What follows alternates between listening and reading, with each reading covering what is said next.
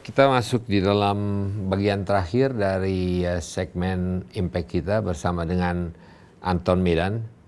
Dan kita di sini akan mungkin menanyakan kepada Anton Medan bagaimana perspektif atau apa yang dilihatnya ke depan.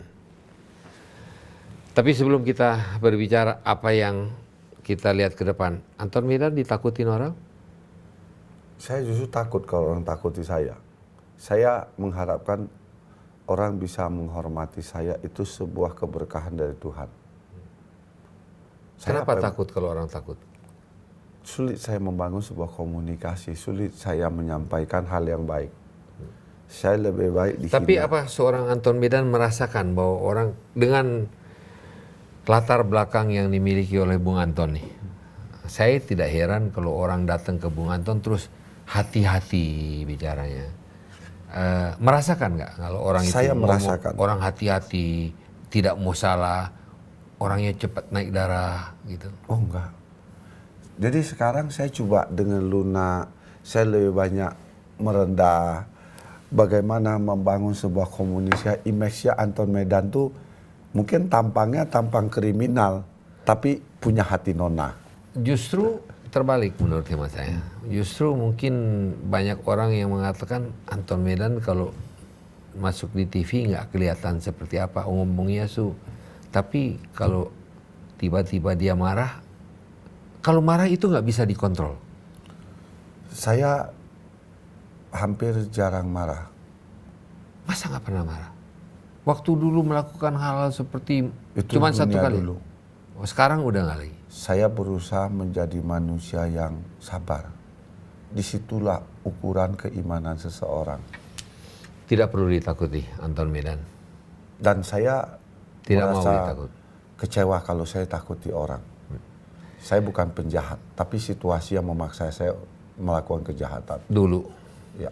Sekarang saya mau tanya Bung Anton, tadi sebelum kita mulai acara, saya bilang kita panco. Tapi nggak bisa panco lagi. Kenapa? Patah. Mana patahnya? Saya dua-duanya ini patah. Ini juga habis. Patah tapi sudah ini sembuh Ya. kembali kan. Ini kenapa? Ini Boleh bacok. lihat? Bekas Mungkin bacok. bisa dilihat ini bacokannya. Ya, sampai Bacokannya bisa dilihat. kepala, Ya. Ya. bekas tembak. Berapa tembakan udah di badan? 6. 6 peluru. Iya. Jatuh. Ya jatuhlah. Nggak sempat lari lagi kan? Enggak. Langsung dibawa ke rumah sakit sama polisi. Ditembak oleh polisi. Polisi. Ini Rumah sakit Sumber Waras waktu. Tapi udahlah, yang lalu. ya, tapi saya mau tahu aja, ini seperti ini samurai, tahan. Samurai, waktu dibacok, waktu itu 4 orang. Keroyok. Saya tangkis. Itu. Kenapa saya menanyakan ini, 6 peluru, tangan dibacok, dunia hitam, tapi tetap masih ada Anton Medan. Jadi, segala sesuatu suratan Tuhan? Saya yakin hidup mati itu karena Tuhan. Kalau Tuhan kata mati, ya mati. Sekalipun di dalam rumah. Maka saya waktu pernah di selalu tiap sore saya cerita betul. Oh Tuhan tolong tunjukkan jalan kehidupan. Waktu itu populer itu lagu Edi Sutonga itu. Menjerit batin saya, kenapa saya harus begini? Tapi saya selalu berdoa, oh Tuhan berikan jalan kehidupan untuk saya. Saya selalu mengeluh. Selalu saya katakan, realitas hidup menyepa paksa, jerit dan tangis tak menyentuh hati. Setan, iblis mengusik dalam diri, terhempaslah aku ke lembah yang hina ini. Tapi saya yakin kalau Tuhan masih kita mau dekat, dia pasti dekat. Itu prinsip saya. Baik. Nah, setelah saya bekerja keras, saya di akhir perjalanan hidup saya seperti sekarang. Punya impian, boleh punya berapa pesantren? Saya Nanti pada akhir hayat. Tidak pernah impian berapa, enggak. Yang saya impikan sejauh mana dan masyarakat mana yang harus saya lakukan perbuatan yang baik. Jadi saya sangat mengharapkan bagaimana image saya sebagai tokoh Islam, bagaimana orang-orang muslim melihat konsep Islam itu secara objektif. Jangan lihat manusianya, tapi lihat konsepnya. Ini tugas saya juga. Gitu. Nah, Satu contoh kalau saya boleh tanya, penglihatan atau pemikiran daripada seorang Anton Medan yang sudah pernah agama Buddha, akhirnya agama Kristen, 7 tahun tidak punya agama, sekarang masuk agama Islam, ingin kebaikan. Bagaimana pendapatan? Ini satu pertanyaan yang mungkin agak harus dijawab oleh Bung Anton, saya harapkan kalau boleh. Bagaimana pemikiran Bung Anton di Islam sendiri, ada Ahmadiyah dan ada Islam itu. Dan ada terjadi hal-hal seperti itu kan hal-hal yang sebetulnya kekerasan. saya gini, gado-gado itu kalau dicampur aduk enak. Tapi kalau kekuasaan politik agama dicampur aduk juga, itu repot.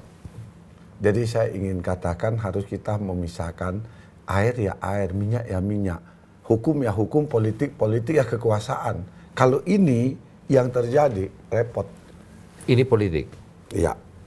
Jadi harapan saya bahwa tolonglah ke depan Indonesia itu kalau mau baik, seorang presiden, dia pedomannya Undang-Undang Dasar dan GBHN, jangan keluar dari situ. Begitu juga tokoh agama, pedoman Injil, Quran, fungsi tugasnya membina akhlak moral bangsa. Jalankan itu. Nah di sini perlu karakter. Ini yang nggak terbangun.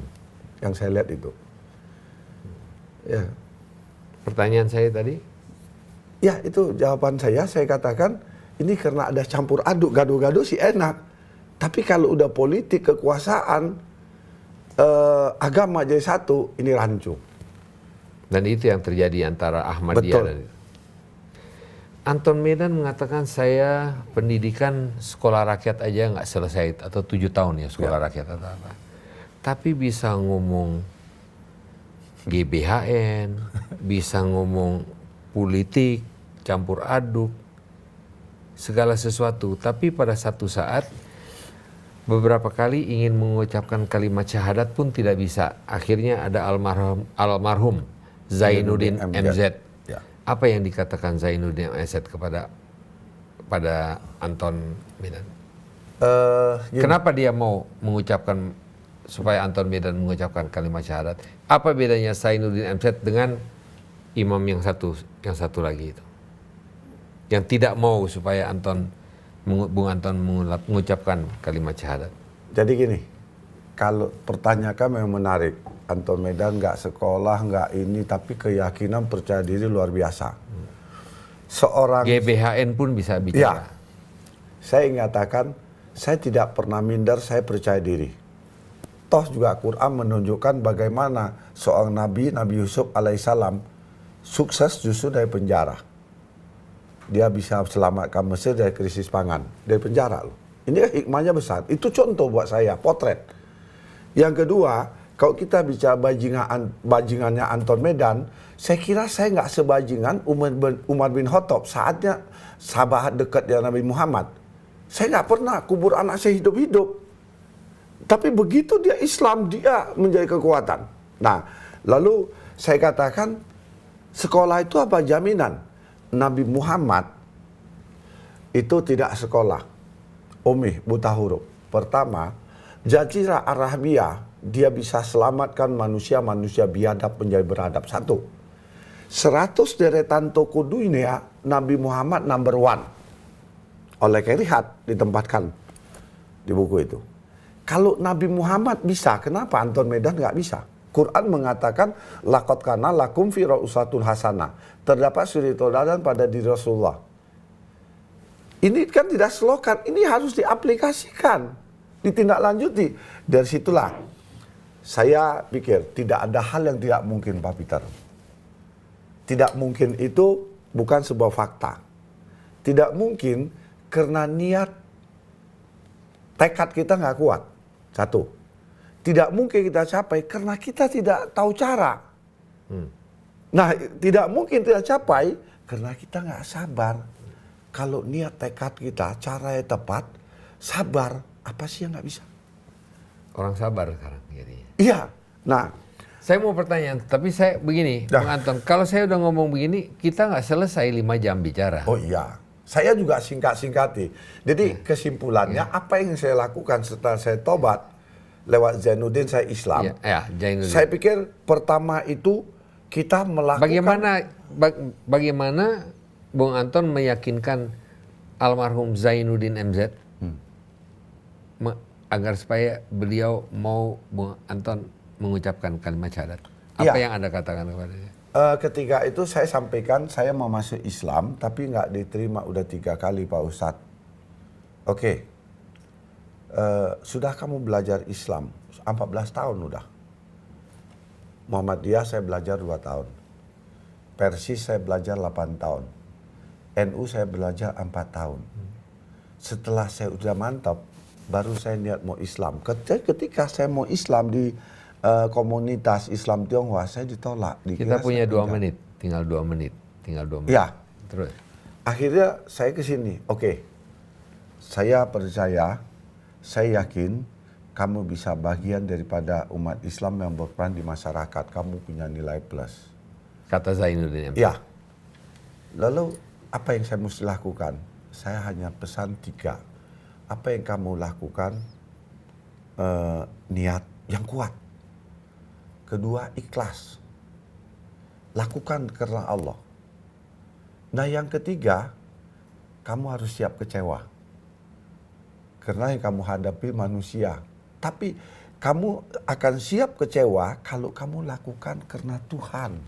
Itu pesanan beliau saya. Itulah jadi pegangan saya, Pak Bung. Kecewa karena Jadi niat tidak cukup.